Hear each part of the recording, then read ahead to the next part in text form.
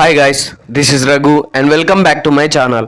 ఈ ఏడాది సంక్రాంతి కానుకగా 4-5 చిత్రాలు థియేటర్లలో విడుదల కానున్న సంగతి అందరికీ తెలిసిందే.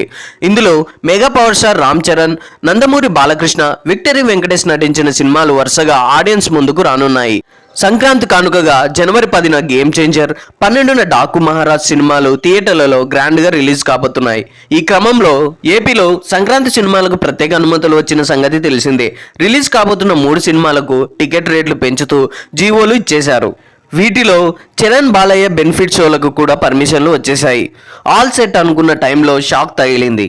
ఏపీ హైకోర్టులో ఈ జీవోలపై పిటిషన్ పడింది. సినిమాలకు బెనిఫిట్ షోలు ఇవ్వడం వల్ల శాంతి భద్రతల సమస్యలు తలెత్తుతాయని పిటిషనర్ ఆరోపించారు. ఇందుకు సంధ్య థియేటర్ ఘటనను ఉదాహరణగా పేర్కొన్నారు. అదేవిధంగా నిబంధనలకు విరుద్ధంగా ఇబ్బడి ముబ్బడిగా టికెట్ రేట్లు పెంచుకుంటున్నారని కూడా పిటిషన్లో ఆరోపించారు. దీనిపై విచారణ జరిపిన AP high court game changer Daaku Maharaj ticket రేట్ల పెంపు కాలపరిమితిని కుదించింది. ప్రభుత్వం ఇచ్చిన 14 రోజుల ప్రత్యేక అనుమతుల్ని 10 రోజులకు కుదించింది. టికెట్ రేట్ల పెంపుపై మాత్రం కోర్టు ఎలాంటి వ్యాఖ్యలు చేయలేదు. గేమ్ చేంజర్ సినిమాకు అర్ధరాత్రి 1 గంట ఆటకు అనుమతినిచ్చింది. అలాగే ఈ ఒక్క షోకు 600 రూపాయల టికెట్ రేట్ పెంచుకోవచ్చని తెలిపింది.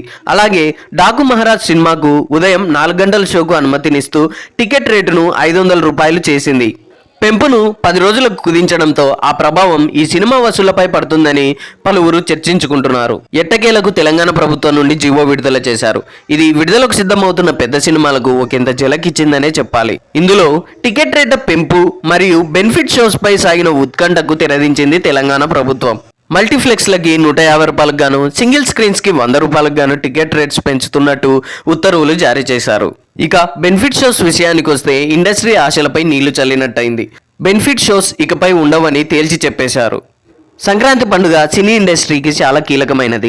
10 రోజులు సెలవులు కావడంతో కొత్త సినిమాలతో థియేటర్లలో సందడి వాతావరణం కనబడుతుంది. భారీ కలెక్షన్సే టార్గెట్గా పోటాపోటీగా సినిమాలను విడుదల చేస్తున్న సమయంలో ఇలాంటి నిర్ణయాలు ఒకంత తలనొప్పిగా మారుతుందనడంలో ఎలాంటి సందేహం లేదు.